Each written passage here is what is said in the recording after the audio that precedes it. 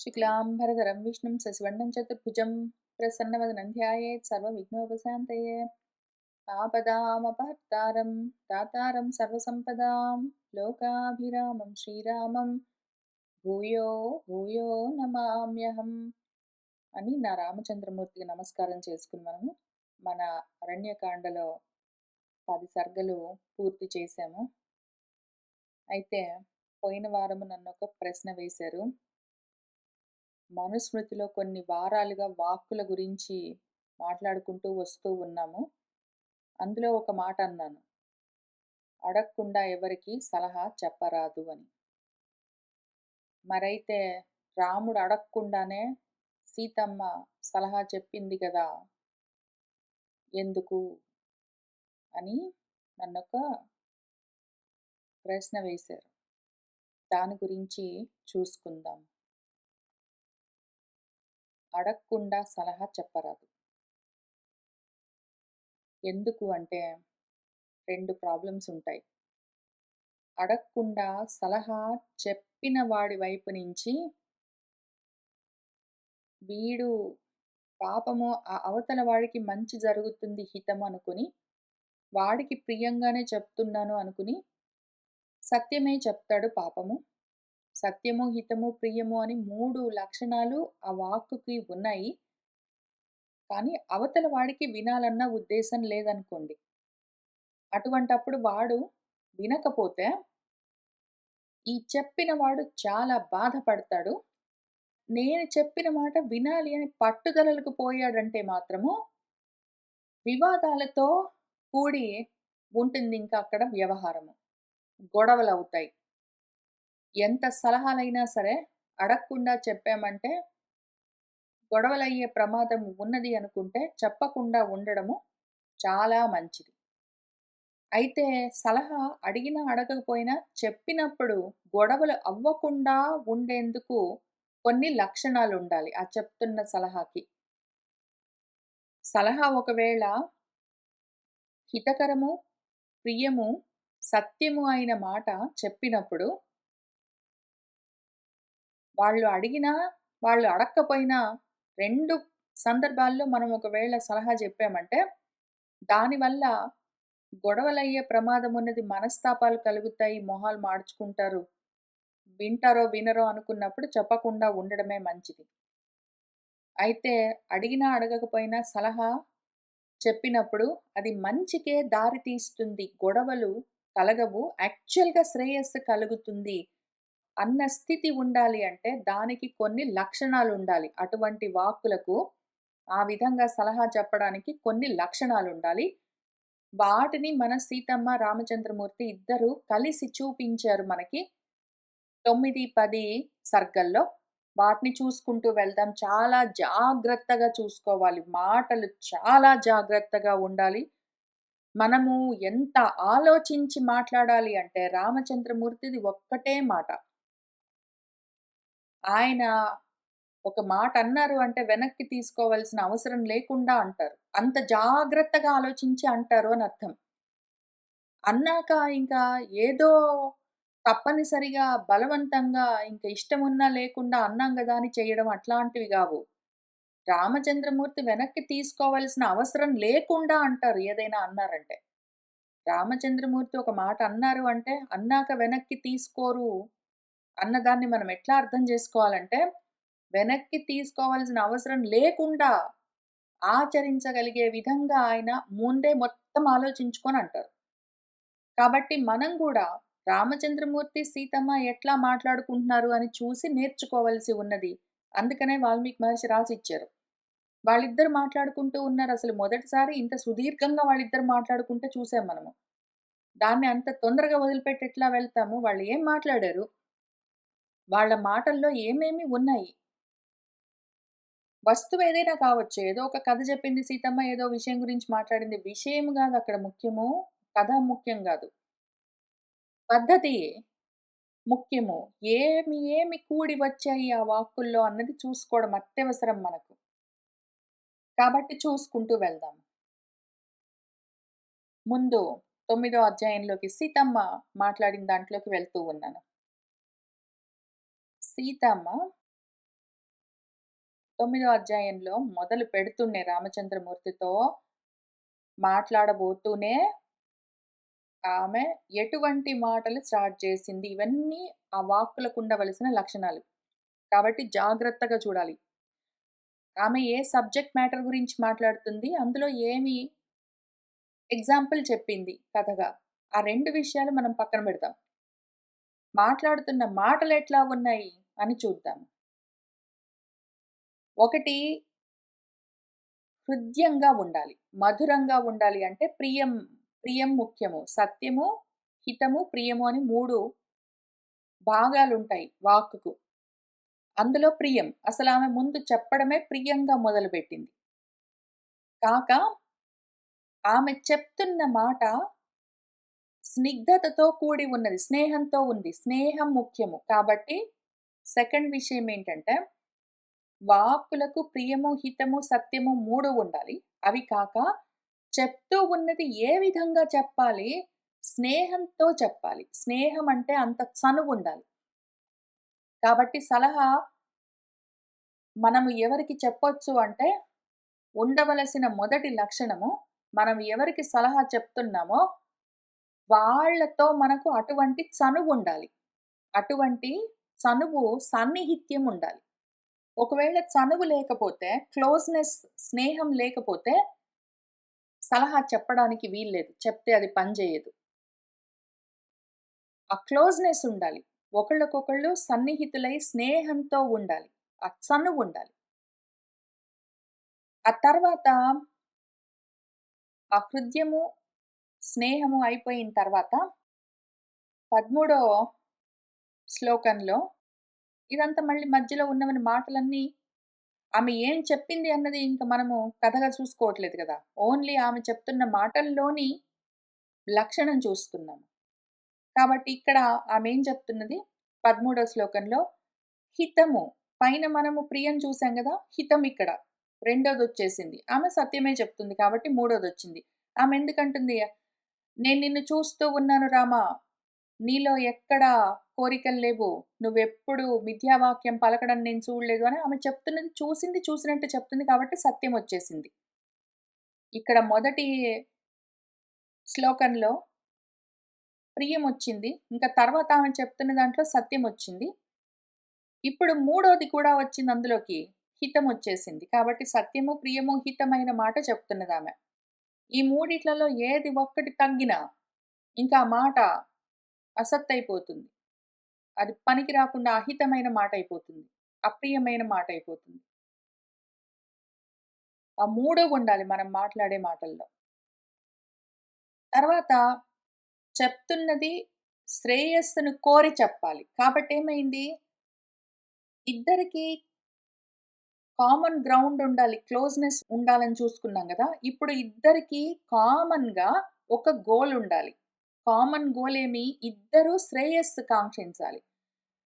నా బాగు కోసం నువ్వు చెడిపోయినా పర్వాలేదు. నువ్వు ఈ పని చెయ్యి అని చెప్పరాదు. లేదా నీ బాగు కోసం చెప్తున్నాను. నేను చెడిపోయినా పర్వాలేదు. నువ్వు చెయ్యి అని చెప్పరాదు. చెప్తున్న వాడికి, వింటున్న వాడికి ఇద్దరికీ శ్రేయస్సు కలగాలి. చెప్తున్న వాడికి, వింటున్న వాడికి ఇద్దరికీ శ్రేయస్సు కలగకపోతే ఇంకా వాక్కు మళ్ళీ అహితమైనది చెప్పడానికి రాకుండా పోతుంది. చెప్పే మాట ఇద్దరికీ శ్రేయస్సుని కలిగించాలి. నేను బాగుపడతాను, నువ్వు చెడిపోలేదు, నువ్వు చెడిపోతావు, నేను బాగులేదు. మనిద్దరం బాగుంటాం. ఇంక మూడోవాడు చెడిపోతాడు కాదు.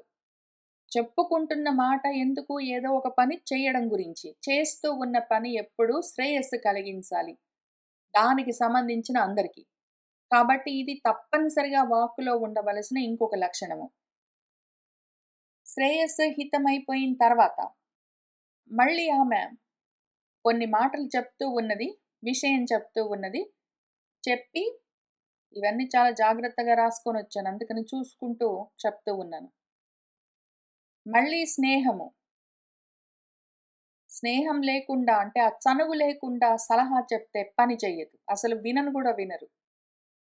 ఎవరో తెలియని వాళ్ళు ఏంటో చెప్తే ఆ సలహా వినాలని రూల్ లేదు. వినొచ్చు, వినకపోవచ్చు. అయితే స్నేహం ఉండాలి సలహా చెప్తున్నప్పుడు ఎప్పుడైనా సరే. అడగకుండా దారిన పోయే వాళ్ళందరికీ మనం సలహాలు ఎట్లైనా చెప్పము. ఎవరో మనకు తెలియని వాళ్ళు మనల్ని అడిగారంటే, మనకు తెలిసినంత వరకు వాడు అడిగాడు గాబట్టి, చిత్తశుద్ధితోటి సలహా చెప్తాము. దానికి చనువుతోటి సంబంధం లేదు. తెలిసింది చెప్తాం. వాళ్ళు చేస్తే చేస్తారు. లేకపోతే లేదు. వాళ్ళ ఇష్టం. మనకు తెలియని గూడా తెలీదు వాళ్ళెవరో. కానీ మనకు తెలిసిన వాళ్ళ మనల్ని అడిగినా, అడగకపోయినా మనం సలహా చెప్తున్నప్పుడు ఆ చనువు ఒకటి ఉండాల్సిందే. తర్వాత బహుమానం ఉండాలి. గౌరవంతో చెప్పాలి. ఇది నెక్స్ట్ విషయము. ప్రేమగా చెప్పడము, హితకరమైన, సత్యమైన మాట చెప్పడము, శ్రేయస్సు కోరి చెప్పడము, చనువుతో చెప్పడము ఈ 5 అయిపోయిన తర్వాత ఆరోది గౌరవం ఉండాలి. సలహా చెప్తున్న వాళ్ళకు వినేవాళ్ళ పైన ఉండాలి. వినేవాళ్ళకు చెప్తూ ఉన్న వాళ్ళ పైన ఉండాలి. ఇద్దరి వైపు నుంచి ఆ బహుమానము అంటే గౌరవం లేకపోతే, గురి లేకపోతే గౌరవం అంటే ఏంటి? గురి. ఆ మానము అంటే నువ్వు చెప్తున్న మాటకి ఇంత విలువ ఇస్తున్నాను అనే ఆ విలువ లేకపోతే, బహుమానం లేకపోతే, గౌరవం లేకపోతే, ఆ మాటకి విలువ లేకపోతే సలహా వ్యర్థమైపోతుంది. అటువంటి సలహాలు చెప్పరాదు. నేనెవరికైనా సలహా చెప్తున్నాను చనువుగానే చెప్తాను. కానీ నేను చెప్తున్న మాట మీద వాడికి గౌరవం లేకపోతే, నన్ను చులకనగా చూస్తూ ఉన్నాడు అంటే, అటువంటప్పుడు వాడి మీద స్నేహంతో, ప్రేమతో నేను చెప్పినా గూడా నేను చెప్పే మాటకి విలువ ఉండకుండా బోతుంది. కాబట్టి గౌరవము చాలా ముఖ్యం. ఇది ఆరో లక్షణము. ఆ తర్వాత ఏడోది ఆ తల్లి ఏం జెప్పిందంటే చాలా ముఖ్యమైన విషయము. త్వాం నీకు నేను స్మారయే గుర్తు చేస్తున్నాను. నా శిక్షయే నీకు శిక్షణ ఇవ్వట్లేదు. నీకు బుద్ధి చెప్పట్లేదు. నీకు తెలియని విషయం కాదు. కేవలం జ్ఞాపకం చేస్తున్నాను అని ఆమెందుకన్నది? గౌరవం చూపిస్తూ అన్నది. నీకేం తెలీదు? నేను చెప్తాను అని ఒకవేళ చులకన భావంతో మనము ఎవరికైనా సలహా చెప్పామంటే వాళ్ళు వినరు. వెంటనే వాళ్ళు డిఫెన్స్‌లోకి వెళ్ళిపోతారు. వాళ్ళు అఫెన్సివ్‌గా తీసుకుంటారు దాన్ని. నాకు తెలీదా? నేను చెప్తాను నువ్వు విను. లేదా నీకేం తెలీదులే. నువ్వు అన్నీ అట్లే మాట్లాడతావు. నేను నీకో మాట చెప్తాను విను అని ఆ రకంగా ఏ విషయం చెప్పినా సరే వినేవాడు సరిగ్గా వినడు. వాడి మనస్థితి సరి అయిన స్థితిలో ఉండదు. మనం ఎవరికి సలహా చెప్తున్నామో వాళ్ళని మనకు సమానంగా చూస్తూ, నీకు తెలియని విషయం కాదు. ఎందుకు అంటే మనకు తెలియని విషయాలు ఏవి చాలా మటుకు ఉండవు. ఒకళ్ళకొకళ్ళం మనం ప్రతిరోజు చెప్పుకునే సలహాలు, ఒకళ్ళతోటి ఒకళ్ళం మనం మాట్లాడుకునేవి తల్లిదండ్రులు పిల్లలకు లేదా భార్యో, భర్తలు వాళ్ళిద్దరి మధ్యలో లేతే గురు శిష్యులు లేదా స్నేహితులు లేదా బంధువులు లేదా ఆఫీస్‌లో కోవర్కర్స్, కొలీగ్స్ ఎవరైనా సరే మాట్లాడుకునేవాళ్ళు కొత్తగా నేర్చుకుంటున్నవి చాలా తక్కువుంటాయి. తెలిసిన విషయాలే చెప్పుకుంటూ ఉంటారు. అట్లాంటప్పుడు వెంటనే అనవలసిన విషయం ఏంటంటే, "నీకు తెలియదని గాదు, గుర్తు చేస్తున్నాను" అని ఒకవేళ అనగలిగితే, ఆ విధంగా గౌరవం చూపించి చెప్తున్న వాళ్ళ గురించి చులకన భావము, తక్కువ భావము, వాడికేం తెలీదు అన్న అహంకారంతో కాకుండా, "నీకు కూడా తెలుసు, గుర్తు చేస్తున్నాను" అని ఒకవేళ మర్యాదగా చెప్పగలిగితే, హద్దు దాటకుండా చెప్పగలిగితే, అప్పుడు ఆ సలహా పనిచేసేందుకు అవకాశం ఉంటుంది. వాళ్ళిద్దరికీ విరోధం కలగదు. ఒకవేళ ఈ 7 లక్షణాలు, ఈ మొత్తం ఇన్ని లక్షణాలు ఒకవేళ అందులో కూడి రాకపోతే, అటువంటి సలహా వల్ల ప్రయోజనము అల్పంగా ఉండొచ్చు, లేకుండా పోవచ్చు. వివాదం కలిగే అవకాశం ఉండొచ్చు.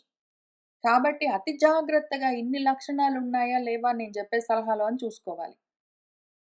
ఇవన్నీ కాక ఇంక చివరికి ఫైనల్‌గా సలహా చెప్పడము ఆపుతూ ఉన్న సమయంలో తప్పనిసరిగా చెప్పవలసిన మాట సర్వం ఇదంతా తుభ్యం నీకు తత్వతః విదితం. నీకు మొత్తం తెలుసు, పూర్తిగా తెలుసు. నీకు తెలియదని కాదు. అయితే నేను నాకు తెలిసిన దాన్ని, చూస్తూ ఉన్నదాన్ని నీకు చెప్పాను. నీకు ధర్మబోధ చేసే ఉద్దేశం నాకు లేదు. నీకన్నీ తెలుసు. ఇప్పుడు నువ్వేం చెయ్యంటే, నీ వాళ్ళతో కలిసి ఆలోచించుకో. నువ్వు గూడా విచారించుకో అని చెప్పాలి. సలహా చెప్తూ ఉన్న సమయంలో ఇవన్నీ లక్షణాలున్నాయా లేవా చూసి, అవన్నీ ఉన్నాక ఆ సలహా అదే విధంగా చెప్పిన తర్వాత, చివరికి అనవలసిన మాటేమి అంటే, "నీకు తెలియదని కాదు, గుర్తు చేస్తున్నాను" అని చెప్పి ఇంకా అంతా అయిపోయిన తర్వాత ఇంక చివరన అనవలసిన మాటేమి అంటే, "నువ్వు ఆలోచించుకుని నీకు ఏది చెయ్యాలని అనిపిస్తుందో ఆ విధంగా చెయ్యి" అని చెప్పాలి. ఎంతటి సలహాకైనా సరే ఇది తప్పకుండా ఉండి తీరవలసిందే. భగవద్గీతలో గూడా చూపిస్తాను. మన భగవద్గీతలో మొత్తం 18 అధ్యాయాలన్నీ చెప్పి, ఇంక చివరికి ముగిస్తూ మన భగవంతుడేమంటారంటే, "ఇదిగో నీకింత చెప్తున్నాను గదా! నీకు ఏది చెయ్యాలని అనిపిస్తే ఆ విధంగా చెయ్యి" అని చెప్తారు. నేను చెప్పాను గాబట్టి నువ్వు దీన్ని ఎట్లో ఒకట్ల తప్పకుండా పాటించి తీరవలసిందే అని ఆయన అనరు. ఆయనేమన్నారు, "ఇంత జ్ఞానము, ఇంత జ్ఞానం అంతా ఇంత జ్ఞానం గాదు. ఎంత జ్ఞానము నీకు చెప్పబడ్డది. ఎంతో చెప్పాను. గుహ్యాత్ గుహ్యతరం పరం జ్ఞానం నీకు బోధ చేశాను. కాబట్టి నేను చెప్పింది చెప్పినట్టు నువ్వు ఇంక ఏమి ప్రశ్నలు లేకుండా, ఇంకేమి ఆలోచించకుండా, నేను చెప్పిన దాన్ని యాజ్ ఇట్ ఈజ్ నువ్వు ఆచరించు" అని భగవంతుడు గూడా చెప్పలేదు. ఆయన గూడా ఇంత ప్రవచనం చేసి, ఇంత సుదీర్ఘమైన ఉపన్యాసము ఎవరి హితం కోసము? అందులో ఆయన చెప్తున్న ఉపన్యాసంలో, ఆయన చెప్తున్న ప్రవచనంలో, ఆయన చెప్తున్న మాటలో, ఆ సలహాలో ప్రియము ఉంది, సత్యము ఉంది, హితము ఉంది, శ్రేయస్సు ఉంది. అది అనుశిక్షణ, అనుశాసనము ఉన్నది. నేర్పిస్తూ ఉన్నారు. ఇన్ని ఉండి కూడా మొత్తము చెప్పిన తర్వాత ఆయన చివరికి ఇదంతా విమృశ్య విచారించుకో. అశేషంగా మొత్తం అంతా నేను చెప్పిందంతా చెప్పాను గాబట్టి నువ్వు వెంటనే ఇంకేం ఆలోచించకుండా ఇట్లా జేసేయి కాదు. నువ్వు ఆలోచించుకో. నువ్వు ఆలోచించుకున్నాక మళ్ళీ అది కూడా యథాయిచ్ఛసి నీకిట్లా చెయ్యాలని అనిపిస్తే అప్పుడు చెయ్యి అని చెప్పారాయన. మొత్తం ఆలోచించుకుని నీకు చెయ్యాలనిపిస్తే చెయ్యి అని చెప్పారు. ఇది సలహా చెప్పిన తర్వాత సలహాని పూర్తి చేయవలసిన విధానము. ఎంతటి వాళ్ళైనా అసలు చదువుకున్న వాళ్ళు జ్ఞానులు, పరమజ్ఞానులు ఇట్లానే చెప్తారు. సీతమ్మ తల్లి మహాజ్ఞాని, ధర్మజ్ఞురాలు ఆమట్లనే చెప్తుంది. రామచంద్రమూర్తి అట్లనే చెప్తారు. కృష్ణ పరబ్రహ్మం అట్లనే చెప్తారు. ఎవరైనా మనకి నేను చెప్తున్నాను గదా! నీకెందుకు నీకేం తెలీదు? ఇంకేం ఆలోచించకు. ఇట్లా చేసేయి అని చెప్తే ఆ వింటున్న వాళ్లకు వినాలన్న ఉద్దేశం ఉండొచ్చు, ఉండకపోవచ్చు. వెంటనే వాళ్ళకి దాని మీద నమ్మకం గూడా చెడిపోవచ్చు. అసలు ఆ మాట అనడానికి వీల్లేదు. ధర్మం తెలిసిన వాళ్ళెవరైనా సరే, జ్ఞానం కలిగిన వాళ్ళెవ్వరైనా సరే, నువ్వు ఆలోచించుకో అని చెప్పిన తర్వాత ఇంక దానికన్నా ఫైనల్. ఇంక ఫైనల్ అని చెప్పుకుంటూ వస్తున్నాను గదా! ఇంక ఫైనల్ యాక్చువల్ ఫైనల్. యత్ రోచతే తత్ కురు. నీకు ఏది చెయ్యాలని అనిపిస్తే అది చెయ్యి. నువ్వు విచారించుకో నీ బుద్ధితో. తర్వాత నీకిష్టమైతే నీకెట్లా కావాలంటే అట్లా చెయ్యి. విమృశ్య అశేషేణ యథా ఇచ్చసి తథా కురు అని చెప్పాలి. ఇన్నీ కలిసి రావాలి. ఎవరి వైపు నుంచి? చెప్తూ ఉన్న వాళ్ళ వైపు నుంచి, సలహా చెప్తూ ఉన్న వాళ్ళ వైపు నుంచి ఇన్నీ కలిసి రావాలి. ఇప్పుడు వింటూ ఉన్న వాళ్ళు సలహాని ఎట్లా వినాలి అని రామచంద్రమూర్తి చూపిస్తారు. ఆ! నేను పెద్దవాడిని, అన్నీ చదువుకున్నవాడిని, నాకన్నీ తెలుసు. నీకన్నా వయసులో, జ్ఞానంలో, అనుభవంలో అన్నిట్లో పెద్దవాడిని. బలంలో వాటిలో వీటిలో, బాణాల్లో వాటిలో వీటిలో గూడా. కాబట్టి నేను చెప్పింది నువ్వు విను. నువ్వేంటి నాకు చెప్పేది? అని ఒకవేళ ఆయన అన్నారు అంటే ఆయన రామచంద్రమూర్తి ఎందుకవుతారు? నాకు తండ్రెందుకవుతారు? ఆయన్నెందుకు నేను అనుసరిస్తాను? ఒకవైపు రామచంద్రమూర్తిని, ఒకవైపు కృష్ణ పరబ్రహ్మాన్ని పెట్టుకుని ఇంత ప్రశాంతంగా నేను ఆత్మ సాధన చేసుకుంటున్నాను. వాళ్ళసలు కొంచెం గూడా పక్కకి తప్పరు. కాబట్టి రామచంద్రమూర్తి ఏ విధంగా ఆమె చెప్పిన వాక్కులను విన్నారో, మనమిక్కడ 10వ సర్గలో చూసుకుందాము. సీతమ్మ చెప్పిన ఆ వాక్యాలన్నింటినీ ఆయన విన్నారు. ఆయనెవరు? చెప్పిందెవరు? ధర్మజ్ఞురాలు. వింటున్నవాడెవరు? ధర్మంలోనే స్థిరంగా నిలుచున్నవాడు. ఇద్దరు ధర్మమూర్తులు మాట్లాడుకుంటే అసలు వాక్కులు ఎట్లా ఉంటాయి? అసలు నా గుండె పొంగుతుందసలు. ఆయనేమన్నారు ఫస్ట్ హితం చెప్పావు సీత. నీకు తగిన మాటలు మృదువుగా చెప్పావు సీత. స్నేహంతో చెప్పావు. ధర్మం తెలిసిన దానివి. ధర్మం చెప్పావు. అని సీతమ్మ మాట్లాడిన మాటల్లో ఉన్న లక్షణాలన్నీ ఆయన అక్నాలెడ్జ్ చేస్తున్నారు. ఈ రకంగా అక్నాలెడ్జ్ చేయడమే కృతజ్ఞత. రామచంద్రమూర్తికి కృతజ్ఞత ఉన్నది. ప్రతిదానికైనా కృతజ్ఞత చూపిస్తారు అంటే ప్రతిదాని ఏమి చూపిస్తారు కృతజ్ఞత? కృతజ్ఞత అంటే అక్నాలెడ్జ్‌మెంట్. మాట్లాడుతున్న మాటల్లో ఉన్న లక్షణాలను ఆయన వెంటనే ఐడెంటిఫై చేసి, నీ మాటల్లో ఇవి ఉన్నాయి అని చెప్తారాయన. ప్రతి వాళ్ళకు చెప్తారాయన. ఇక్కడనే గదా మొదలైంది మనకి. ఇంక చాలా దూరం వెళ్ళాలి. రామాయణంలో ఆయన ఎవరెవరితోటి ఎట్లా మాట్లాడతారో చూద్దాం. ఇవన్నీ లక్షణాలుంటాయి అందులో. ఎవరు చెప్పినా వింటారాయన. నాకన్నీ తెలుసు అని ఆయన అనరు. ఎవరైనా ఏదైనా చెప్తే చాలా శ్రద్ధగా వింటారు. విని నువ్వు చెప్పిన దాంట్లో ఇవన్నీ ఉన్నాయి అని ఒక్కొక్కటి, ఒక్కొక్కటి ఏరి చూపిస్తారు. మంచైనా సరే, చెడైనా సరే, ఏదైనా సరే. రంధ్రాన్వేషణ చెయ్యరు. ఉన్న విషయాన్ని ఉన్నట్టు యథాతథంగా మాట్లాడతారు నా తండ్రి. సరే స్నేహమున్నది చనువుతో చెప్పావు. అదొకటి. ఇవన్నీ తల్లి ఏవేవి లక్షణాలుగా వాక్కులను చెప్తూ వచ్చిందో, ఆ లక్షణాలన్నీ ఆయన మళ్ళీ చూపిస్తున్నారు. నీకు తగిన సదృశమైన మాటలు, స్నేహంతో కూడిన మాటలు, హితకరమైన మాటలు, ధర్మంతో కూడిన మాటలు. ఇప్పుడు ఇవన్నీ ఐడెంటిఫై చేసి ఆయనేం చెప్తున్నారు, "నువ్వు చెప్పిన మాటలు నేను విన్నాను. నేను నా వైపు నుంచి ఎందుకిట్లా చేద్దామనుకుంటున్నానో చెప్తాను" అని చెప్తున్నారు. ఇప్పుడు మామూలుగా ఇన్ని రూల్స్ ఉంటాయని చూసుకోకుండా ఎట్లా పడితే అట్లా మాట్లాడేవాళ్ళు, సలహాలు చెప్పేవాళ్ళు, అడిగినా అడక్కపోయినా సలహాలు చెప్పేవాళ్ళు ఎట్లా ఉంటారంటే, సలహా చెప్తారు. కొడుక్కో, కూతురికో, భార్యకో, భర్తకో, అమ్మకో, నాన్నకో, స్నేహితుడికో, బంధువుకో, తెలిసిన వాడికో, తెలియని వాడికో ఏదో ఒకటి చెప్తారు. వాళ్ళు అవునండి మీరు చెప్పింది నిజమే. నేనేమనుకున్నానంటే అని మొదలుపెడితే ఇంక వినరు. వాళ్ళకి ఇంట్రెస్ట్ ఉండదు. నా మాట వినట్లేదు నువ్వు. నువ్వు గూడా ఆలోచించుకుంటే మరి నేను ఆలోచిస్తాను, నువ్వు ఆలోచిస్తావు. ఎందుకు ఇంతమంది ఆలోచించడము? నేను ఆల్రెడీ ఆలోచించాను. నేను చెప్తున్నాను గదా! నువ్వు విను అని ఆ రకంగా మాట్లాడొచ్చు.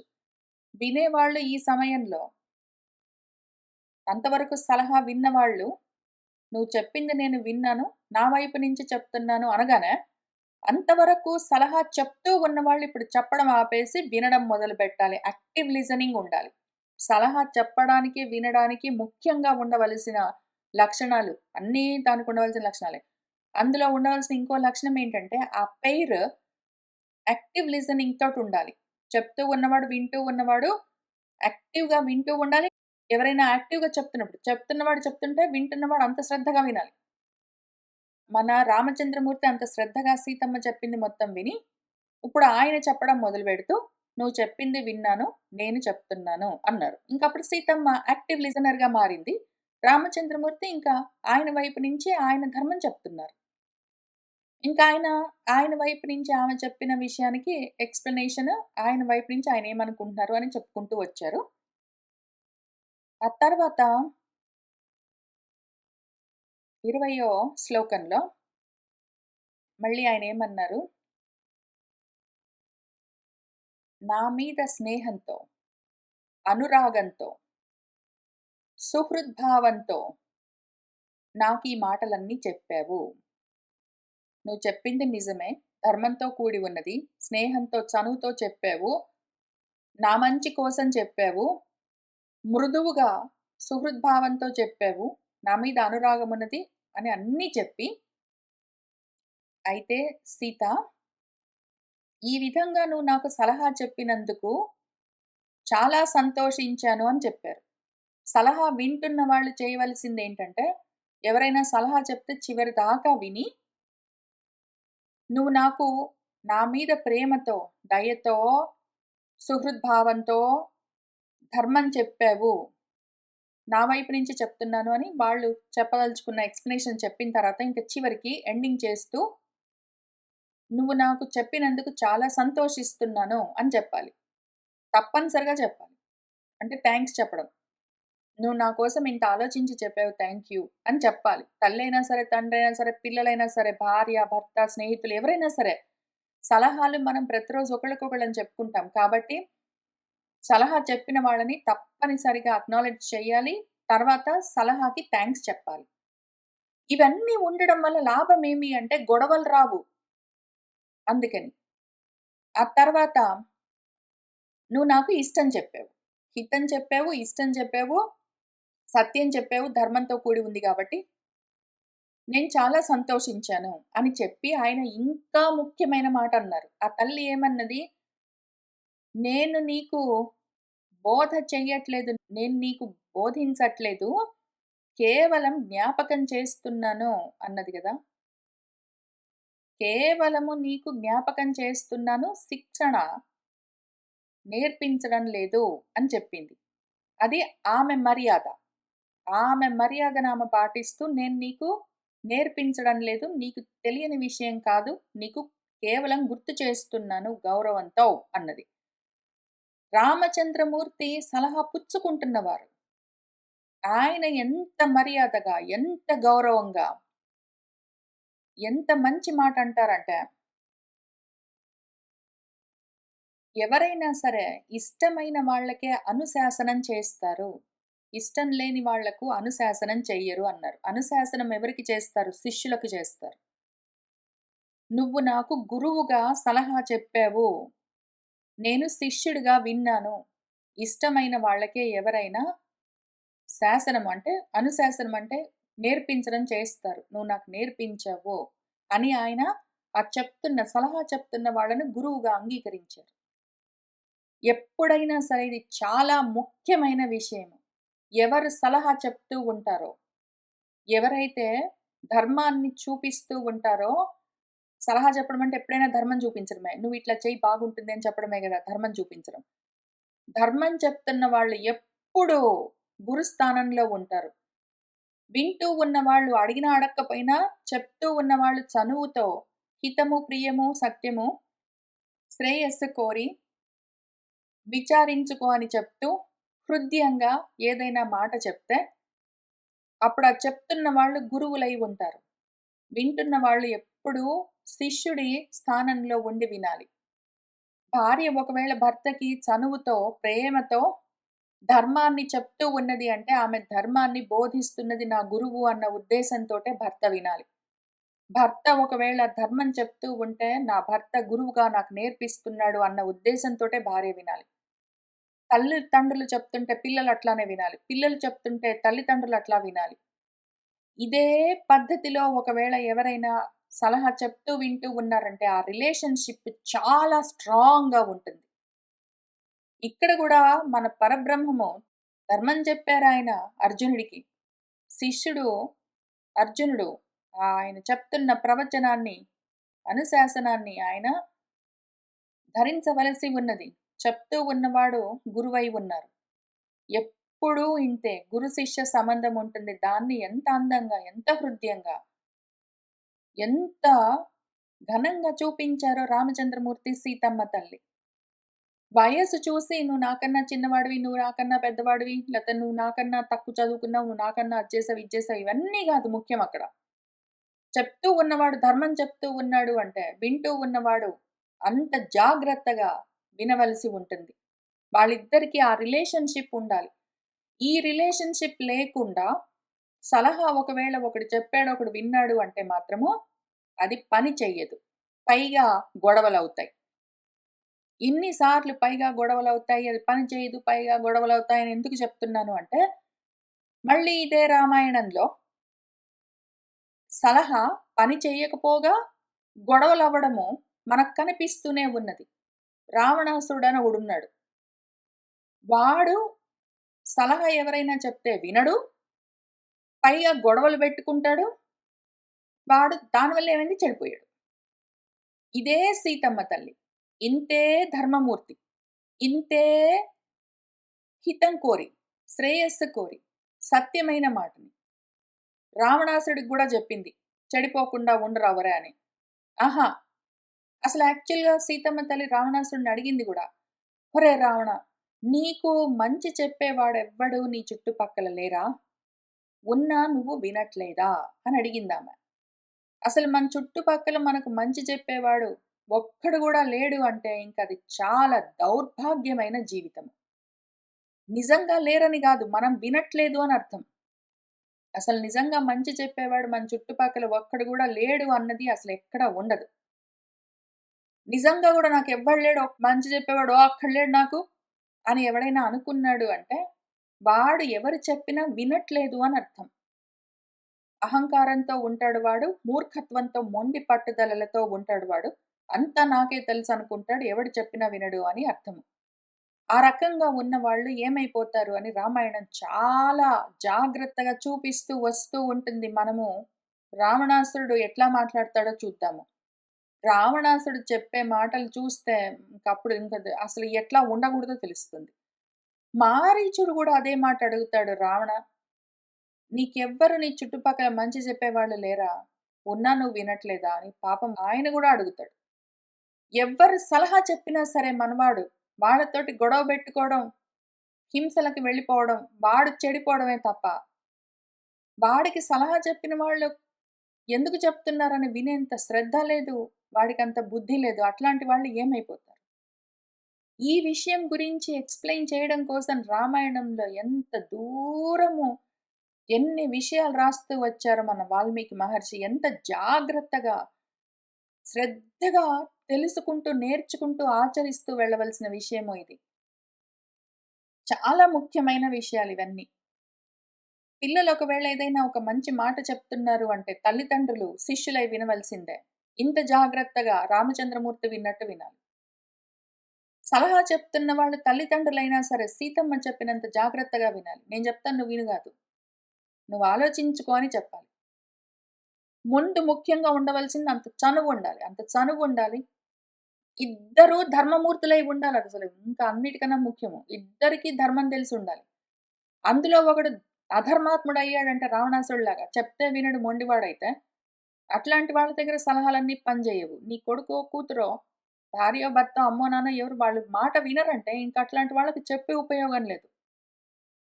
నువ్వు ధర్మంలో ఉండాలి. వాళ్ళు గూడా ధర్మంగా ఉన్నారన్నప్పుడు అయినా కూడా మరి చెప్పవలసొస్తే ఏం జేస్తామంటే చెప్పు మరి. గొడవలవుతాయి మరి తట్టుకో. ఎట్లో ఒకట్లా నెట్టుకుంటూ వస్తాంటే మరట్లా గాని. ఎట్లో ఒకట్లా నెట్టుకుంటూ రావడం గాదు. గొడవలవ్వకుండా, శాంతిగా, సహనంగా, సుహృద్భావంతో, శ్రేయస్సు కోరి ఒకవేళ ఒకళ్ళకొకళ్ళు సలహా చెప్పుకుంటూ వింటూ ఉన్నారంటే ఇంకది స్వర్గమది. స్వర్గమది. యాక్చువల్ స్వర్గమది. సుఖమది. ఈ విషయమే ఇక్కడ అనుశాసనమని రామచంద్రమూర్తి అంత మాట అన్నారు. నువ్వు అనుశాసనం చేసావు అన్నారు. సీతమ్మ అంత జాగ్రత్తగా చెప్తూ వచ్చింది. ఆయన అంత జాగ్రత్తగా పట్టుకున్నారు. ఆయన మాట పాటించారా లేదా అవసరం లేదక్కడ ముఖ్యం గాదు. వినడం వరకే. సలహా చెప్పడం, వినడం వరకే దాన్ని అక్కడికి ఆపేయాలి. సలహా చెప్పిన తర్వాత నేను చెప్పింది నువ్వు విని తీరాల్సిందే అని సలహా మీద ఇన్వెస్ట్ అయ్యి, పట్టుదలలకు పోయామంటే మళ్ళీ ఇంత చెప్పుకున్నది మొత్తం వ్యర్థమైపోతుంది. సలహా నువ్వు చెప్పావు. వాళ్ళ వైపు నుంచి వాళ్ళేదో చెప్పారు. విను. ఊరుకో. ఇంత జాగ్రత్తగా ఉంటేనే ఇది పని చేస్తుంది. వాక్కు పని చెయ్యాలి అంటే, వాక్ సఫలమవ్వాలంటే ఇంత ఉండాలందులో. ఇన్ని విషయాలుండాలందులో. అనుశాసనం అని రామచంద్రమూర్తి అంత మాట అన్నారు గాబట్టి, దాని గురించి తప్పనిసరిగా మనం మాట్లాడుకోవాలి. అందుకని ఇంకా ఒకటి ఉపనిషత్తుల విషయము, భగవద్గీతల విషయం గూడా చూసుకున్నాం గాబట్టి, ఉపనిషత్తులో ఉన్న విషయంతో దీన్ని ఇవాల్టికి ఈ వాక్కుల గురించి రామచంద్రమూర్తి, సీతమ్మ తల్లి మనకి ఎట్లా నేర్పిస్తున్నారన్న విషయాన్ని కొంచెము ఆపి మళ్ళీ కథలోకి తర్వాత వెళ్ళొచ్చు. కాబట్టి ఒక్క విషయం చూద్దాం. మన కఠోపనిషత్తులో ఒక శాంతి పాఠమున్నది. సహనౌ అవతు, సహనౌ భునక్తు, సహ వీర్యం కరవావహై, తేజస్వినౌ అధీతమస్తు, మా విద్విషావహై అనుంటుంది. సలహా చెప్పేవాడు, సలహా వినేవాడు. ఉపదేశం చేసేవాడు, ఉపదేశాన్ని గ్రహించేవాడు. గురువులు, శిష్యులు. ఎందుకు అంటే భార్య ఒకవేళ భర్తకి ధర్మం చెప్తున్నప్పుడు, భర్త భార్యకి ధర్మం చెప్తున్నప్పుడు, తల్లిదండ్రులు పిల్లలకి చెప్తున్నప్పుడు, పిల్లలు తల్లిదండ్రులకు చెప్తున్నప్పుడు, స్నేహితులు స్నేహితులకు చెప్పినప్పుడు, బంధువులు చెప్పుకున్నప్పుడు, ఈ విధంగా ఒకళ్ళతోటి ఒకళ్ళు ఎవరికి ఏది చెప్పుకున్నా అది గురు శిష్య సంబంధమే అని రామచంద్రమూర్తి, సీతమ్మ తల్లి మనకిప్పుడు చూపించారు కాబట్టి, గురు శిష్యులుగా ఒకళ్ళకొకళ్ళు మంచి చెప్పుకుని, ఒకళ్ళు చెప్తున్నారు, ఒకళ్ళు వింటున్నారు. ఒకళ్ళు మంచి బోధ చేస్తూ ఉన్నారు, ఒకళ్ళు మంచి జాగ్రత్తగా గ్రహిస్తున్నారు అన్నప్పుడు, ఇంత జాగ్రత్తగా రామచంద్రమూర్తి, సీతమ్మ తల్లి ఎంత జాగ్రత్తగా విని ఎట్లా దాన్ని వ్యవహరిస్తూ వచ్చారో, అంత జాగ్రత్తగా ఒకవేళ చేస్తే ఏం జరుగుతుంది దానివల్ల లాభం అంటే, కలిసి మనిద్దరం అవత్తు రక్షించబడాలి. ఎవరైతే సలహా చెప్తున్నారో, ఎవరైతే సలహా వింటూ ఉన్నారో, వాళ్ళిద్దరూ కలిసి కాపాడబడతారు. గొడవలవ్వవు, వివాదాలు రావు, మొహాలు మార్చుకోవడాలు అట్లాంటివన్నీ ఉండవు. సంబంధాలు తెగిపోవడాలు లేదా దూరమైపోవడాలు ఇట్లాంటివన్నీ ఉండవు. ఇద్దరూ కాపాడబడతారు. సహనౌ భునక్తు ఇద్దరూ దానివల్ల కలిగే ఫలితము అనుభవిస్తారు. ఇప్పుడు మనం ఇంత దూరం వచ్చాం కాబట్టి ఇంగ్లీష్‌లో కూడా చూసుకుందాము. సలహా చెప్పేవాడికి, వినేవాడికి మధ్యలో ఏముండాలి అంటే కామన్ కాజ్ ఉండాలి. కామన్ కాజ్ ఉండాలి. ఇద్దరికీ అందులో ఒక చాలా ముఖ్యమైన విషయం ఈ మాటంటే గుర్తొచ్చింది. రామచంద్రమూర్తి ఎంత మంచి మాట అంటారంటే, అబ్బో! అసలు ఇంత చాలా ముఖ్యమైన మాట. సధర్మచారిణి అన్నారాయన. నాకు నువ్వు సహధర్మచారిణివి అంటే మనిద్దరికీ ఈ ధర్మము ఒక్కటే. ఇద్దరు ఒకటే మార్గంలో వెళ్తూ ఉన్నారని అర్థం. సలహా చెప్తూ ఉన్న వాళ్ళు ఒక మార్గంలో ఉన్నారు. సలహా చెప్తూ ఉన్నవాళ్ళు బాగా డబ్బులు సంపాదించాలి అని ఆ కోరికలతోటి అర్ధపరులై ఉన్నారనుకోండి. సలహా వింటూ ఉన్నవాడు ఏదో వాలంటీరింగ్ వర్క్ చేస్తాను, అర్థము ధన సంపాదన మీద నాకు ఇంట్రెస్ట్ లేదు అని అన్నాడనుకోండి. అట్లాంటి వాళ్ళిద్దరూ కలిసి ఒకళ్ళకొకళ్ళు సలహా చెప్తే అది పనిచేయదు. అది నిష్ఫలమైతుంది. ఇద్దరికీ ఒకటే కామన్ ధర్మం ఉండాలి. కామన్ కాజ్ ఉండాలి. ధర్మము ఒకటే ఉండాలి వాళ్ళిద్దరికీ. తర్వాత కామన్ అజెండా ఉండాలి. నేనొకటి చెప్తాను. దాని గురించి నీకు ఇంట్రెస్ట్ లేదు అంటే ఆ సలహా పనిచేయదు. కామన్ గ్రౌండ్ ఉండాలి. ఇద్దరూ ఒకటే విషయం గురించి మాట్లాడాలి. నేనొకటి చెప్తాను. నువ్వు ఇంకేదో విషయం గురించి ఆలోచిస్తావంటే ఆ సలహా పనిచేయదు. కామన్ గోల్ ఉండాలి. ఇద్దరము కలిసి శ్రేయస్సు పొందాలి. ఇక్కడ సహనౌ అవతు మనిద్దరం కలిసి కాపాడబడాలి. మనిద్దరం కలిసి దీన్ని వల్ల ఈ సలహా నేనెందుకు చెప్పానో, నువ్వెందుకు పాటించావో దానివల్ల మనిద్దరికీ లాభం ఉండాలి. సహవీర్యం కరవావహై మనిద్దరం కలిసి దాని కోసం ప్రయత్నం చేద్దాము అనాలి. ఎప్పుడైనా సరే, నేను సలహా చెప్తాను నువ్వు పోయి చేసుకోపో అట్లా చెప్పడానికి వీల్లేదు. తల్లిదండ్రులైనా సరే పిల్లలతో పాటు నువ్వు బాగా చదువుకో అని వదిలిపెడితే, నువ్వు బాగా చదువుకో అని చెప్పి వాళ్ళతో పాటు ఉండి, వెంట ఉండి వాళ్లకు సహాయం చేయాలి. ఆ రకంగా కలిసి పని చేసుకోవాలి. సలహా చెప్పి ఇంకా నేను చెప్పిన మాట నువ్వు విని తీరవలసిందే అని ఊరుకోవడం కాకుండా, మళ్ళీ ఎందుకంటే వాళ్ళిద్దరికీ కలిగే లాభము ఇద్దరూ అనుభవించవలసి ఉంటుంది గాబట్టి, ఇద్దరూ కలిసి దాని కోసం ప్రయత్నం చేయవలసి ఉంటుంది. గురు శిష్యులైనా సరే, గురువుగారు చెప్తూ ఉన్నారు, శిష్యుడు నేర్చుకుంటూ ఉన్నాడు అంటే ఇద్దరూ కలిసి ఆ పని చేయాలి. గురువే చెప్తూ ఉంటాడు, శిష్యుడికి వినాలన్న ఉద్దేశం లేదు. శిష్యుడికి వినాలన్న ఉద్దేశం ఉంది గానీ, గురువుకి చెప్పాలన్న ఇంట్రెస్ట్ లేదు. చెప్తే శిష్యుడు బాగుపడతాడు, లేతే గురువు చెడిపోతాడు, లేతే ఇంకేదో అవుతుంది. ఆ రకంగా ఉంటే అది పనిచేయదు. మనిద్దరము తేజోవంతులం అవ్వాలి. దీనివల్ల మనిద్దరికి లాభం కలగాలి. ఆ రకంగా అధీతమస్తు ఉన్న విషయాన్ని మనిద్దరము విచారిద్దాము అన్న ఉద్దేశంతో ఉండాలి. మనిద్దరం కలిసి దీని గురించి ఆలోచన చేద్దాము అని ఉండాలి. నేను చెప్తున్నాను నువ్వేం ఆలోచించక్కర్లేదు. నువ్వు చేసుకుంటూ వెళ్ళిపో గాదు. గురువు అయినా సరే మన భగవంతుడు గూడా ఇంతా చెప్పి నువ్వు ఆలోచించుకుని చేసుకో అని చెప్పారు. ఆలోచన లేకుండా చేయడానికి వీల్లేదు. నేను నీకు నేర్పిస్తాను. నువ్వు తెలుసుకుని ఆలోచించుకొని చెయ్యి. కలిసి అధ్యయనం చేయాలి. ఈ రకంగా ఇన్ని ఉంటే విద్వేషాలు, గొడవలుండవు. అప్పుడు ఆ సలహా ఫలిస్తుంది.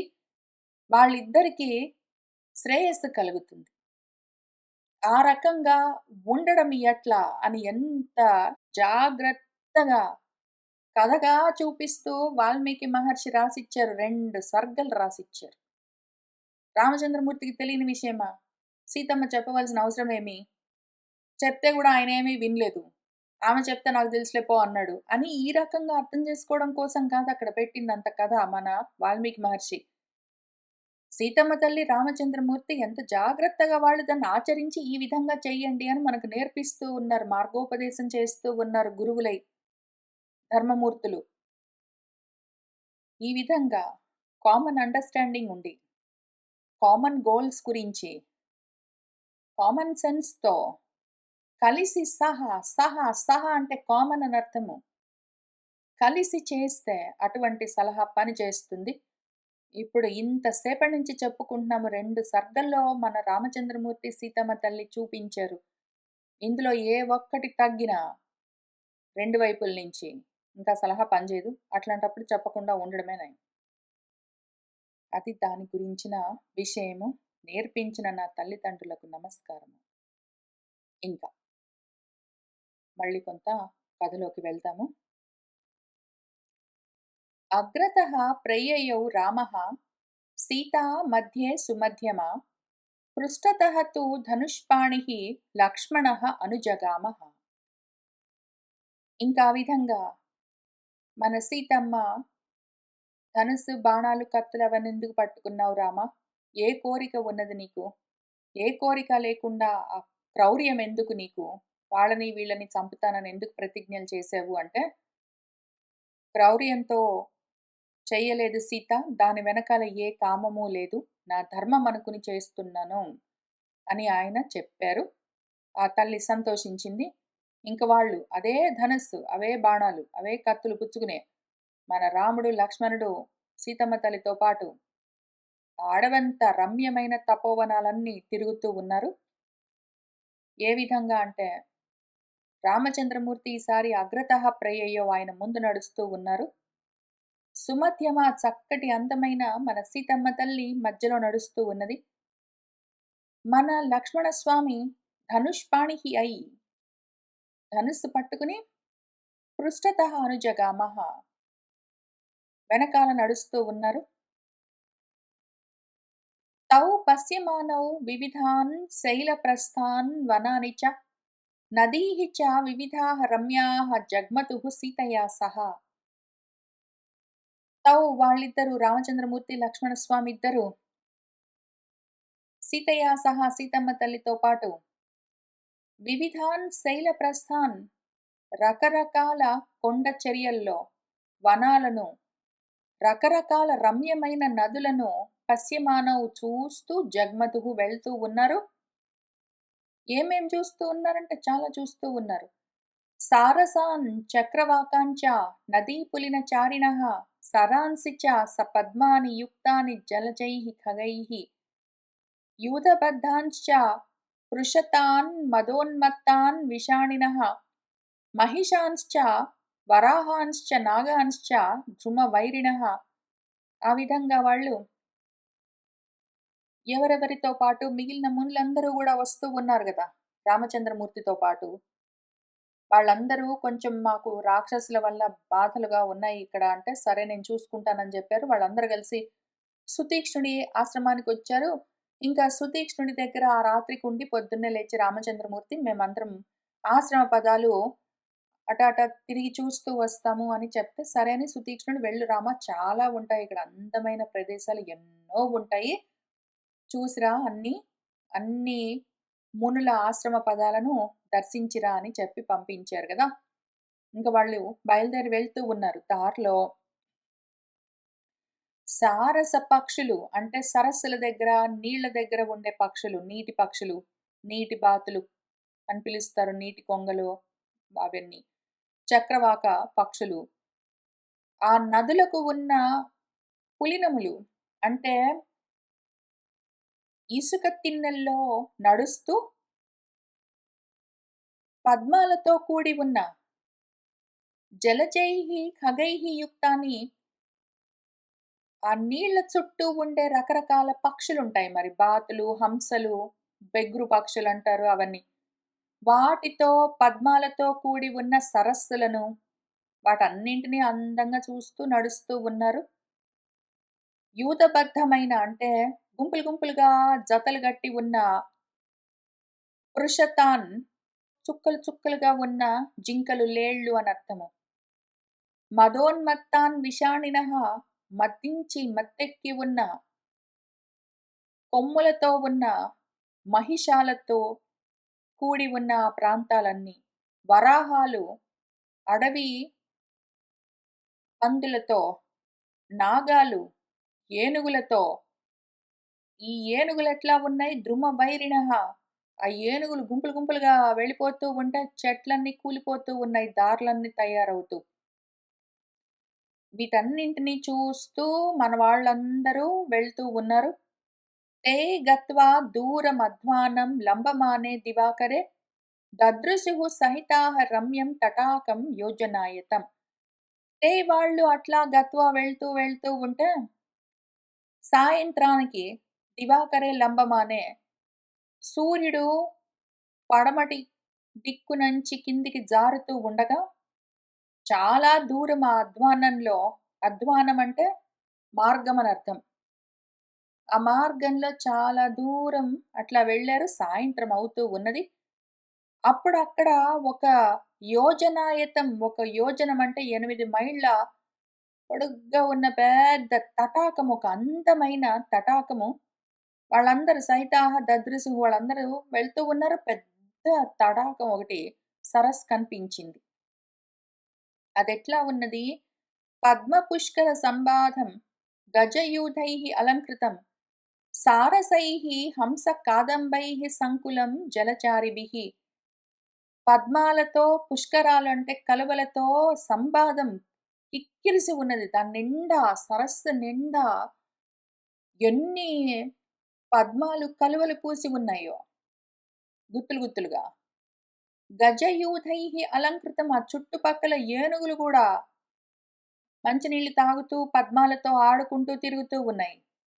సారస పక్షులు ఆ సరస్సు దగ్గర తిరిగే నీటి కోయిలలు అని అట్లా చాలా పేర్లతో పిలుస్తారు.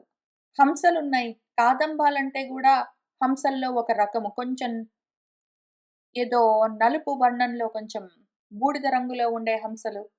వాటిని కాదంబాలంటారు. అవి ఈ రకంగా జలచారిభిః నీళ్ళలో చరించే రకరకాల పక్షులతో, వాటితో నీళ్ళ చుట్టూ తిరిగే ఏనుగులతో, నీళ్ళల్లో పెరిగే పద్మాలతో, కలువలతో కిక్కిరిసి ఉన్నది ఆ తటాకమంతా.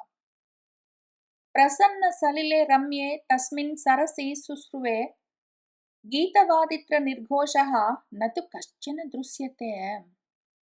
అక్కడ ప్రసన్నమైన ఆ రమ్యమైన నీళ్ళలోనించే అసలు ఆ తటాకంలోనించే తస్మిన్ సరసి గీతవాదిత్ర నిర్ఘోషః సంగీతాలు, వాయిద్యాలు అవన్నీ వినిపిస్తూ ఉన్నాయి. శుశ్రువే నతు కానీ అక్కడ కశ్చన దృశ్యతే ఎవ్వరు కనిపించట్లేదు. ఆ తటాకం పైనంతా పూలు విరగబూసి ఉన్నాయి. పద్మాలు, కలువలు. ఆ చుట్టూ ఏనుగులన్నీ తిరుగుతూ ఉన్నాయి. నీళ్లు తాగుతున్నాయి. ఘీంకరిస్తున్నాయి. చుట్టుపక్కలంతా పక్షులు, నీటి పక్షులు అవన్నీ ఉన్నాయి గానీ, ఇవన్నీ బానే ఉన్నాయి గానీ, ఆ నీళ్ళలో నుంచి సంగీతాలు, వాయిద్యాల శబ్దాలన్నీ వినిపిస్తూ ఉన్నాయి. మనుషులేమీ కనిపించట్లేదు. తతః కౌతూహలాత్ రామః లక్ష్మణः చ మహాబలः మునిం ధర్మభృతం నామ ప్రష్టుం సముపచక్రమే. తతః ఇంక దాంతో కౌతూహలాత్ ఎంతో కుతూహలంతో అక్కడ మనుషులెవరు కనిపించకుండా సంగీతాలన్నీ వినిపిస్తూ ఉంటే, మన రామచంద్రమూర్తి, ఆ మహాబలవంతుడు లక్ష్మణస్వామి ఇద్దరు వాళ్ళతో పాటు వస్తున్న మునులలో ఒక ముని ఉన్నారు. ధర్మభృతుడు అన్న పేరున్న ఒక ముని. ఆ ధర్మభృతుల వారితో ప్రష్టుం సముపచక్రమే ప్రశ్నిస్తున్నారు. ఏమడుగుతున్నారంటే, ఇదం అత్యద్భుతం శ్రుత్వా సర్వేషాం నః మహామునే కౌతూహలం మహజ్జాతం కిమిదం సాధు కథ్యతాం. ఓ మహాముని, ఇదం అత్యద్భుతం. ఏవండి ఇంత అద్భుతము? నీళ్ళలో నుంచే ఈ సంగీతాలన్నీ వినిపిస్తున్నాయండి. అది శ్రుత్వా వింటూ నః సర్వేషాం మాకందరికీ మహత్ కౌతూహలం జాతం. మాకు ఎంతో కుతూహలంగా ఉన్నదండి తెలుసుకోవాలిదేమి ఈ అద్భుతమేమి అని. ఇదం ఇది కిం ఏమండి ఇది? ఇదం కిం ఇదేంటి? సాధు కథ్యతాం దాన్ని మాకు కొంచెం బాగా చెప్తారా? అని అడుగుతూ ఉన్నారు రామచంద్రమూర్తి, లక్ష్మణస్వామి. వక్తవ్యం యది చేత్ విప్ర నా అతి గుహ్యమపి ప్రభో తేన ఏవ ముక్తః ధర్మాత్మ రాఘవేణ మునిః తదా. ఆయనేమన్నారంటే, ఇంత అద్భుతం ఏంటండి మహాముని, మాకు తెలుసుకోవాలని కుతూహలంగా ఉన్నది చెప్తారా? అని అడిగి అక్కడికి ఆగలేదు రామచంద్రమూర్తి. ఆయన వాక్కులే వాక్కులు. ఆయన వాక్కులిట్లా వజ్రాల్లాగా పాలిషింగ్ చేసి వదులుతారాయన. వజ్రాల్లాగా ఉంటాయవి. మిలమిల మెరుస్తుంటాయి. పాలిష్ చేసి వదులుతారాయన. ఆయనేం జెప్తున్నారు? ఈ అద్భుతం ఏంటండి? తెలుసుకోవాలని కుతూహలంగా ఉంది చెప్తారా? అని ఆగలేదు అక్కడికే. ఓ విప్రుడా! యది వక్తవ్యం చేత్ ఒకవేళ చెప్పగలిగే విషయమైతే, నా అతి గుహ్యమపి రహస్యం కాకపోతే, చెప్పకూడని విషయం కాకపోతే, చెప్పదగిన విషయం అయి ఉంటే చెప్తారా? అని అడిగాడు. అని అడిగాడు నా తండ్రి. అంత ముద్దుగా అడిగితే, అంత పగడ్బందీగా అడిగితే, అంత పర్ఫెక్ట్‌గా అడిగితే ఎవ్వరైనా పరిగెత్తుకుంటూ వచ్చి చెప్తారు. తేన ఏవ ముక్తః ఈ విధంగా రామచంద్రమూర్తి ధర్మాత్ముడు, రాఘవుడు ఆయన చేత అడగబడ్డవాడై మన ముని తదా చెప్పకుండా ఏం చేస్తారు? తప్పకుండా చెప్తారు. ఆహా! తప్పకుండా చెప్తాను రామా అని చెప్తారు. ప్రభవం సరసః కృత్స్నం ఆఖ్యాతుం ఉపచక్రమే. ఆ సరస్సు యొక్క ప్రభవం, దాని ప్రభావం. అసలా సరస్సు ఎందుకుందక్కడ మధ్యలో? అక్కడ అసలే దట్టమైన అరణ్యం. ఆ అరణ్యం మధ్యలో అన్నీ ముని వాటికలే ఉన్నాయి. ముని ఆశ్రమాలే ఉన్నాయి. ఆ మునుల ఆశ్రమాలు ఉన్న దట్టమైన అరణ్యం మధ్యలో ఒక అందమైన కోనేరేమి, అది తటాకం పైగా. తటాకం అంటే ఎవరో కృత్రిమంగా కల్పించింది అని అర్థము. ఎవరో ఏదో ఒక అందమైన కోనేరు కట్టారు. అద అక్కడ ఉండడానికి కారణమేమి? దాని ప్రభావము అది ఎందుకొచ్చిందక్కడికి అసలు ఆ తటాకము అని, ఆ సరస్సు యొక్క ప్రభావాన్ని కృత్స్నం మొత్తం చెప్పడానికి ఆఖ్యాతం ఉపచక్రమే ఆయన ఉపక్రమిస్తూ ఉన్నారు.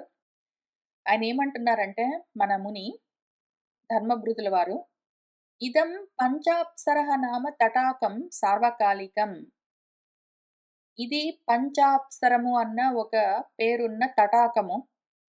సార్వకాలికం అది. అన్ని కాలాల్లో అది ఇట్లానే ఉంటుందది. దాని చుట్టూ ఎప్పుడూ పూలన్నీ పూస్తూ ఉంటాయి. సంగీతాలన్నీ వినిపిస్తూ ఉంటాయి. దాని పేరు పంచాప్సరము. ఎందుకు అది నిర్మించబడ్డది అంటే, నిర్మితం తపసా రామ మునినా మాండకర్ణినా సహ హి తేపే తపః తీవ్రం మాండకర్ణిః మహామునిః దశవర్ష సహస్రాణి వాయుభక్షః జలాశ్రయః. ఓ రామా! ఈ తటాకము మాండకర్ణి అన్న ఒక ముని చేత నిర్మించబడ్డది. ఇంతకు ముందు ఒకానొక సమయంలో మాండకర్ణి అని ఒక ముని ఇక్కడే ఉండేవాడు. మాతో పాటు తపస్సులు చేసుకునేవాడు. ఆయనే ఈ తటాకాన్ని కట్టాడు. ఎందుకంటే ఏం జరిగిందంటే, మన మాండకర్ణి అన్న మహాముని ఆయన తీవ్రమైన తపస్సును తపిస్తూ ఉన్నాడు ఒకానొక సమయంలో. ఎంత కాలం అంటే, నీళ్ళలో గొంతు దాకా మునిగి ఉండి, వాయువు మాత్రం భక్షిస్తూ అంత భయంకరమైన, తీవ్రమైన తపస్సును ఒక దశవర్ష సహస్రాన్ని ఒక 10 సంవత్సరాలు అంత భయంకరంగా ఆయన తపస్సు చేశాడు. చేసేసరికి తతః ప్రవ్యథితాః సర్వే దేవాః సా అగ్నిపురోగమాః అబ్రువన్ వచనం సర్వే పరస్పర సమాగతాః. అస్మాకం కస్యచిత్ స్థానం ఏషః ప్రార్థయతే మునిః అని. తతః ఇంక దాంతో ఆయన అంత భయంకరంగా తపస్సు మొదలుపెట్టేసరికి చేస్తూ ఉండగా 10 ఏళ్ళు గడిచిపోయాయి. దాంతో సర్వే దేవాః దేవతలందరూ ప్రవ్యధితాః ఎంతో వ్యధ చెందారు. చాలా బాధపడి అగ్ని పురోగమాః వాళ్ళందరూ అగ్నితో సహా దేవతలందరూ ఒక చోట గుమిగూడి పరస్పర సమాగతాః దేవతలందరూ అగ్నితో సహా అగ్నిని ముందు పెట్టుకొని దేవతలందరూ ఒక చోటుకొచ్చి ఇంక నిలబడి మాట్లాడుకుంటున్నారు. సర్వే అందరూ ఈ వచనం అబ్రువన్ ఒకళ్ళకొకళ్ళు ఏం చెప్పుకుంటున్నారంటే, "ఏషః మునిః ఈ ముని ఎందుకింత తపిస్తున్నాడు అంటే, అస్మాకం కస్యచిత్ స్థానం మనలో ఎవరిదో ఒకళ్ళది స్థానం కావాలి, మన పదవి కావాలి అని ప్రార్థయతే కోరుతున్నాడు.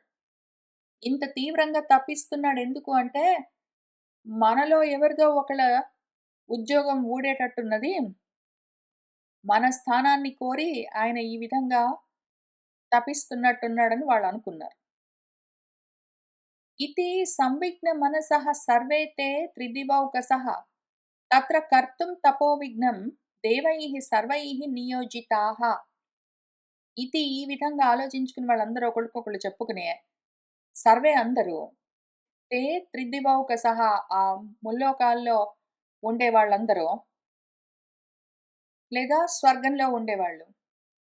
సంవిఘ్న మనసః వాళ్ళ మనసులన్నీ చాలా వ్యధ చెంది ఉండగా, తత్ర ఇంక ఈ విషయం గురించి మనం ఏదో ఒకటి చేయాలని అనుకునేవాళ్ళు, ఆయన యొక్క తపోవిఘ్నం కర్తుం ఆయన తపస్సుకు విఘ్నం కలిగించడం కోసమే, ఆ దేవైః దేవతలందరూ సర్వైః మొత్తం అందరూ కలిసి, నియోజితాః కొంతమందిని నియోగించారు. ఒక పనికి పురమాయించారు. ప్రధానాప్సరసః పంచ విద్యుచ్చలిత వర్చసః అప్సరోభిః తతః తాభిః మునిః దృష్టపరావరः నీతః మదనవశ్యత్వం సురాణాం కార్యసిద్ధయే.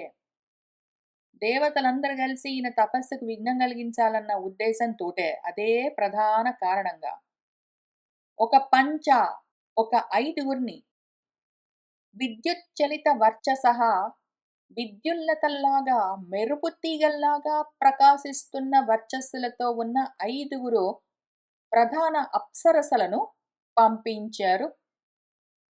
ఇంక పాపం మన ముని పరావరాన్ని దర్శనం చేశాడు. ఆయనకి పరము, అపరము తెలుసు. సదసత్ వివేక జ్ఞానం ఉన్నది పాపము. కాని ఈ అప్సరోభిః తాభిః ఈ అప్సరసల చేత పాపం ఆయన మదనవశ్యత్వం నీతః కామవశుడైపోయాడు. వాళ్ళు ఆయన్ని కామవశుడిగా మార్చి అందులోకి లాగేశారు. కామంలోకి లాగేశారు. ఆయన జారిపోయాడు పాపము. ఈ అప్సరసలు సురాణం కార్యసిద్ధయే దేవతల కార్యాన్ని సిద్ధింపజేయడం కోసము మనవాణ్ణి మదనవశుణ్ణి చేసేశారు. మనవాడు పాపం ఇంకా కామమోహితుడై పరావరాలు మొత్తం వదిలిపెట్టి ఈ అప్సరసల అందాలను చూస్తూ పరవశుడై వాళ్ళ కోసం ఈ తటాకాన్ని ఆయన తయారు చేశాడు. ఆయన తపస్సంతా వెచ్చించి ఇదిగో ఈ తటాకాన్ని వాళ్ళ కోసం తయారు చేశాడు. తాః చ ఏవ అప్సరసః పంచ మునేః పత్నీత్వమాగతాః. ఆ ఐదుగురు అప్సరసలు ఆ ముని యొక్క భార్యలయ్యారిప్పుడు.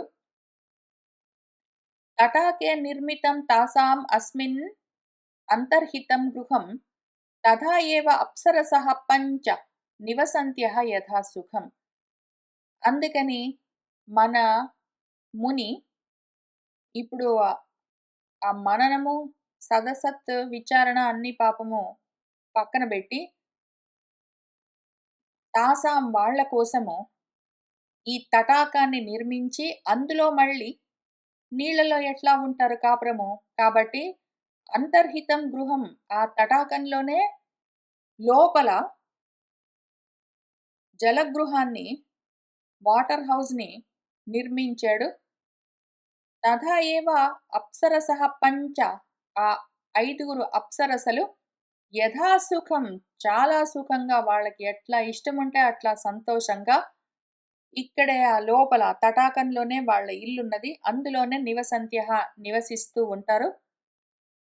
రమయంతి తపోయోగాత్ మునిం యౌవనం ఆస్థితం. వాళ్ళందరూ తపోయోగంతో యవ్వనాన్ని పొందాడాయన. తపస్సుని ఆ తటాకాన్ని నిర్మించి, అందులో లోపల ఒక గృహాన్ని కట్టించి, ఆ కట్టుకున్న గృహంలో అప్సరసలతో కాపురం ఉండడం కోసం ఆయన తన తపస్సును ఉపయోగించి యవ్వనంగా గూడా మారాడు. ఆ విధంగా యవ్వనంలో ఉన్న ఆ మునితో వాళ్ళందరూ అదిగో ఆయన కట్టుకున్న ఆ ఇంట్లోనే ఆ నీళ్ళలో రమిస్తూ ఉంటారు. తాసాం సక్రీడమానానాం ఏషః వాదిత్ర నిస్వనః శ్రూయతే భూషణోన్మిశ్రః గీతశబ్దః మనోహరః. తాసాం వాళ్ళింట్లో సక్రీడమానానాం ఆడుకుంటూ ఉన్నారు మరి.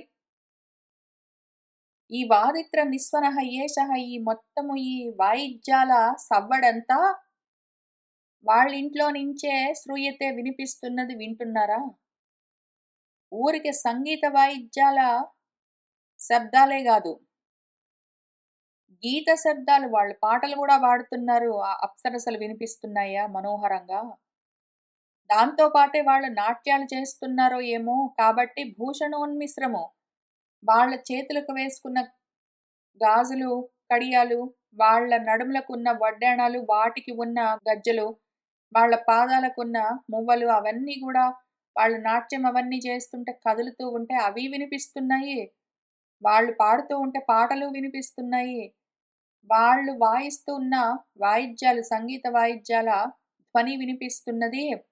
మనోహరంగా అవేనయ్యా ఆ నీళ్ళలో నుంచి వినిపిస్తున్నాయి. వాళ్ళక్కడ కాపురం చేసుకుంటున్నారు, ఆడుకుంటున్నారు అని చెప్పారు. ఆశ్చర్యమితి తస్య ఏతద్ వచనం భావితాత్మనః రాఘవః ప్రతిజగ్రాహ సహ భ్రాత్రా మహాయశాః. ఆశ్చర్యమండి! చాలా గొప్ప విషయం జెప్పారు అని మన భావితాత్ముడు ఎంత భావించాడో ఈ విషయం గురించి, మనసులో ఏం ఆలోచించుకున్నారో రామచంద్రమూర్తి. తస్య ఏతత్ వచనం ఆయన చెప్పిన ఈ మాటనంతా బాగా ఆలోచించుకున్నారు, మొత్తం భావించారు రామచంద్రమూర్తి రాఘవుడు. ఆ మహాయశోమూర్తి భ్రాత్రా సహా తన తమ్ముడితో పాటు ఇదంతా ప్రతిజగ్రాహ విన్నారు. మన ధర్మభృతుల వారు ముని చెప్పిన ఈ మాటలన్నీ చాలా శ్రద్ధగా విన్నారు. ఆహా! ఎంత ఆశ్చర్యమండి అన్నారు. ఏవం కథయమానస్య దదర్శ ఆశ్రమ మండలం కుశచీర పరిక్షిప్తం బ్రాహ్మ్యా లక్ష్మ్యా సమావృతం. ఏవం ఈ విధంగా ఈ కథ చెప్పుకుంటూ వాళ్ళు నడుస్తూ వెళ్తూ ఉన్నారు గదా! కొంత దూరం వెళ్ళేసరికి ఆశ్రమ మండలం దదర్శ ఆశ్రమ పదాన్ని చూశారు.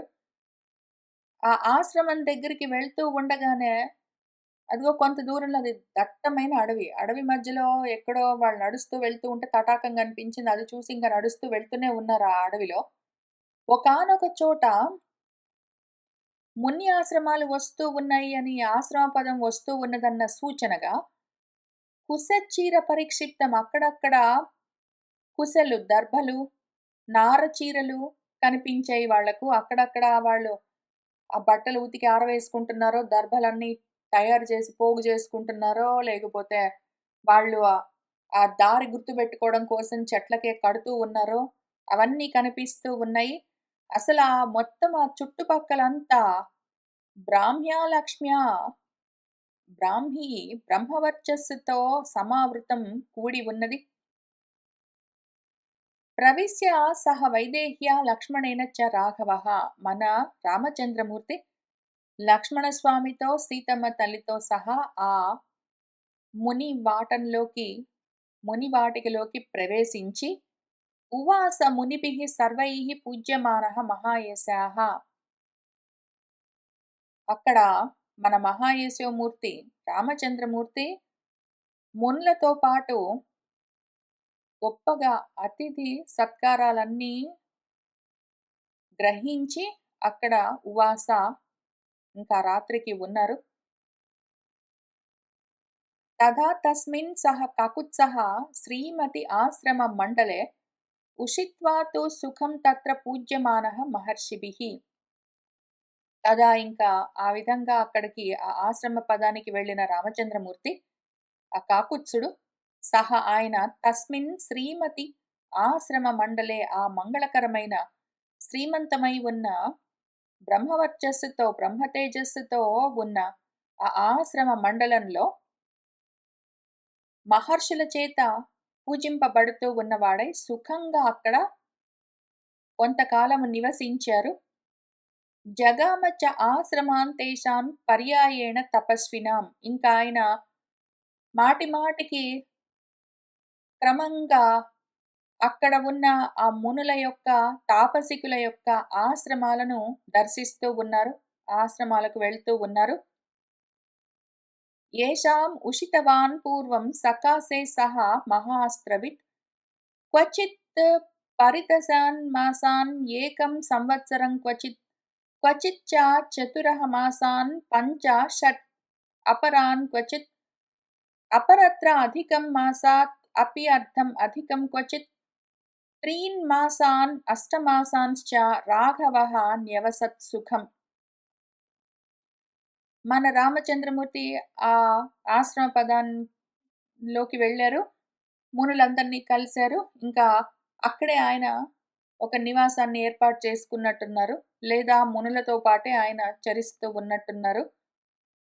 ఇంకా ఒక క్రమంగా వరసగా అక్కడ ఉన్న మున్యాశ్రమాలన్నీ ఆయన దర్శిస్తూ ఉన్నారు. ఇంతకు ముందు వెళ్ళిన వాళ్ళ దగ్గరికి కూడా మళ్ళీ మధ్య మధ్యలో వెళ్తూ ఉన్నారు. ఆ మహా అస్త్రజ్ఞానం కలిగిన అస్త్రవేత్త అయిన రామచంద్రమూర్తి. అక్కడ ఎంతకాలం ఉన్నారంటే, ఉన్నారు మరి ఉషితవాన్ ఆయన. క్వచిత్ కొన్ని కొన్ని చోట్ల పరిదశాన్ ఒక 10 నెలలకి అటు ఇటుగా ఉన్నారు. క్వచిత్ కొన్ని కొన్ని చోట్ల ఏకం సంవత్సరం, ఓ సంవత్సర కాలం కొన్ని కొన్ని ఆశ్రమాల్లో ఉన్నారు. క్వచిత్ కొన్ని కొన్ని చోట్ల చతురహ మాసాన ఒక 4 నెలలు అట్లా ఉన్నారు. కొన్ని కొన్ని చోట్ల 5 నెలలు, కొన్ని కొన్ని చోట్ల 6 నెలలు, కొన్ని కొన్ని చోట్ల ఒక నెల కన్నా కొంచెం ఎక్కువ. కొన్ని కొన్ని చోట్ల ఒక నెల కన్నా కొంచెం ఒక సగం నెల కన్నా ఎక్కువ, ఒక నెల కన్నా తక్కువ.